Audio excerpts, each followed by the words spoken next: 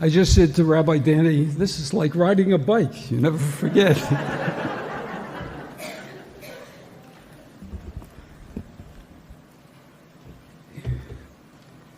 It occurred to me that this moment might be a little bit like returning home after a long journey. Everything appears incredibly familiar, and at the same time, somehow different.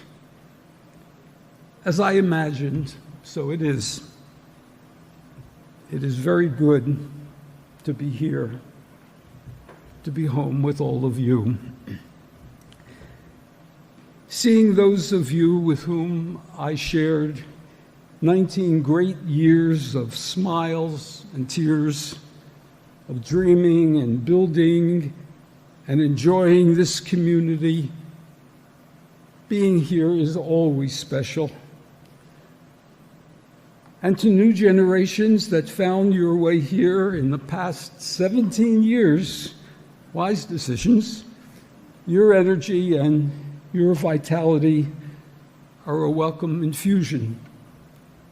And it's nice to meet you. A special word of gratitude to my colleague and friend, Rabbi Danny, for inviting me to be here now. It was sometime midsummer, I believe, and the conversation went something like this. Herman, what would you like to do for the holidays? Anything. Yizkor, you've done that several times. Rosh Hashanah, perhaps Kol Nidrei. It was like throwing bait to a hungry fish. I took the bait, and I was snagged. Thank you, Danny, for this extraordinary, unusual privilege.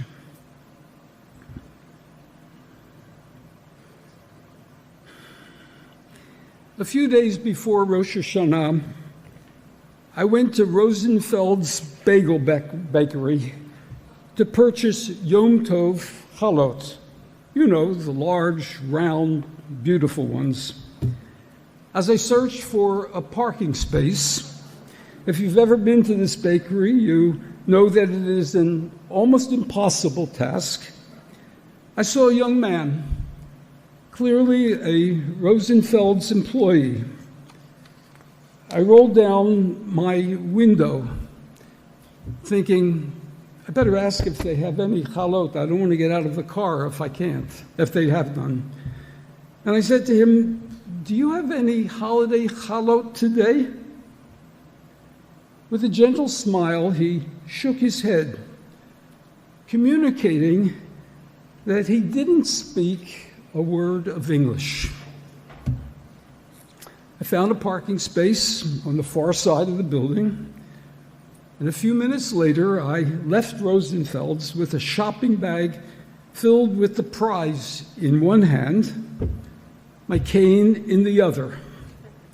And I started to climb the 5 or 6 steps to the street level. The same young man was standing at the top of the stairwell. He saw me struggling.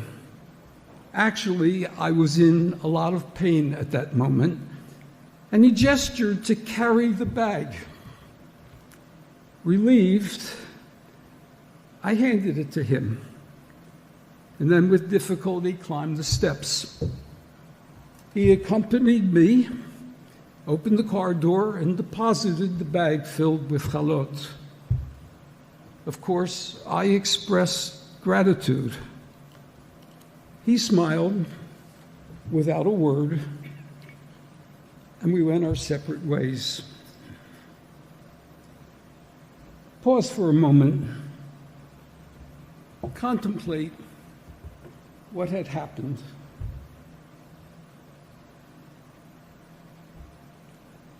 For now, just hold it. We'll come back to it.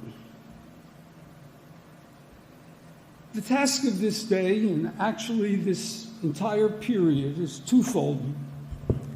Vidui, a self-examination of our behavior and teshuva, turning from wrong paths to live in closer harmony with the noble values at the core of Torah, of Jewish teachings. Here is my vidui. Al chet shechatati, for the mistakes I have made. Al chet shechatati, for the wrong paths I have traveled. Al chet shechatati, for behaviors I regret. By putting career and ambition before my family's welfare. By hearing, but not listening. By seeing without pause to absorb and to appreciate what I've seen. By judging others by how they looked. By allowing hubris to replace true understanding. By believing that I could solve others' problems. By neglecting friendships. By running and rushing and missing the awesome and the holy around me and in others. By being stubborn, allowing ego to distort thoughtful judgment, inflating my ego, by giving less than my share to tzedakah,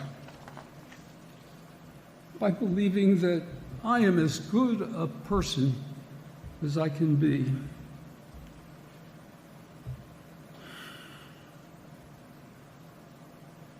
How many times have I beat my chest and said such words? How many alphabetical lists of wrongdoings have I checked off as not applicable to me? How many catalogs of wrongdoing in how many machzorim have passed through my lips? And year after year, my soul-searching did not change my behavior very much. Of course, I tried. Noble efforts to be a better person, a better Jew. Perhaps this annual ritual of confession prompted a change here or there for the moment. But the mind is capable of unlimited tricks, denial, deception, defensiveness, and rationalizations. Yes, I need such mechanisms to negotiate the world, to function in it. And I am the same. I have not changed very much.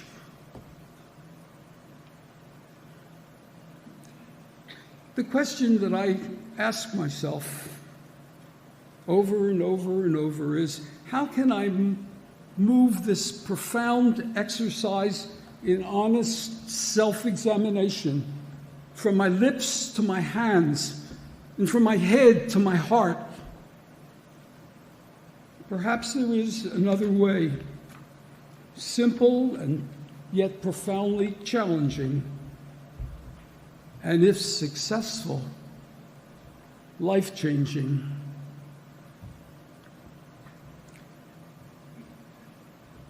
So here is the formula that I have arrived at over the years. I present it here in a very compact way. Close the book. Close the book. Go home.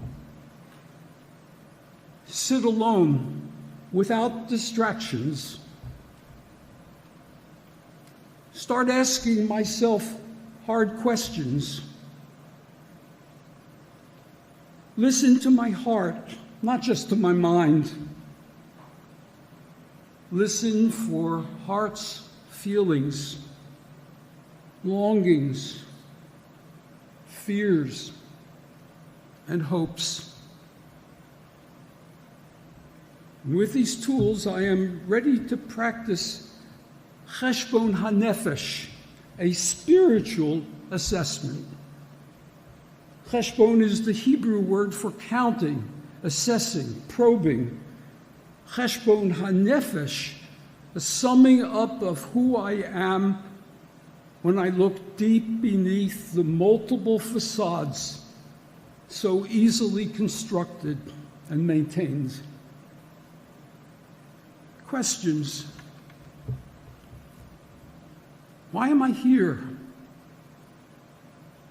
Traveling from birth to death. What is my purpose in life, in being alive? What will make the struggle from day to day worthwhile, pleasurable, fulfilling, lasting? Who do I love? How do I demonstrate my love? Time is fleeting. So what's really important? And what less so? What is lasting? What less important? What is sacred? Holy? What does God want me to do, to be? The questions of a Cheshbon HaNefesh. Inevitably, Cheshbon HaNefesh leads me to contemplate my mortality. Hopefully, I will reach Mea ve'esrim, 120 years, more or less. But as we say, life can turn on a dime. Long ago, a rabbi said it even better. Shuvu, return, one day before you die. Shuvu, return, one day before you die. I am going to die, sooner or later, hopefully the latter. And this leads to a conclusion, to a moment of spiritual awakening. If my days are finite, limited, then the importance of each day is magnified. Each one takes on a sense of urgency.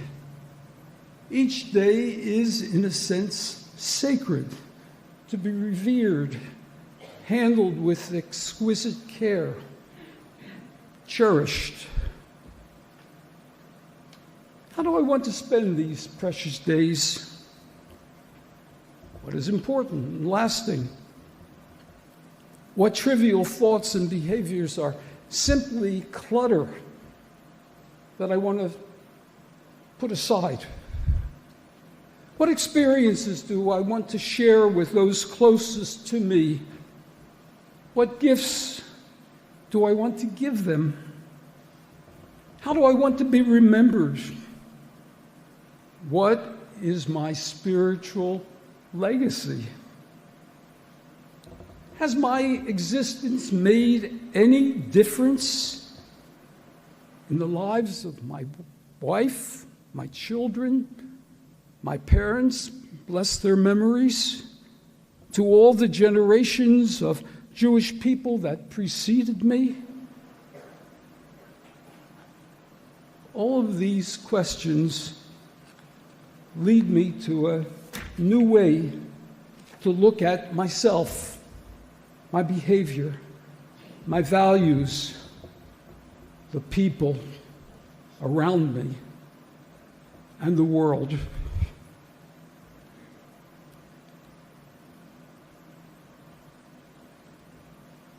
I call this a spiritual awakening. I will admit that it is somewhat easier for me, an octogenarian, to think of my mortality. And you may ask yourself, what is he talking about death for? And you may wish I selected a more upbeat message. But the message of Yom Kippur is for all of us. The liturgy reminds us again and again of life's uncertainty. And the act of fasting underscores just how fragile we are. And this day places the reality of life's ultimate limits squarely in our faces. And there's no honest escape.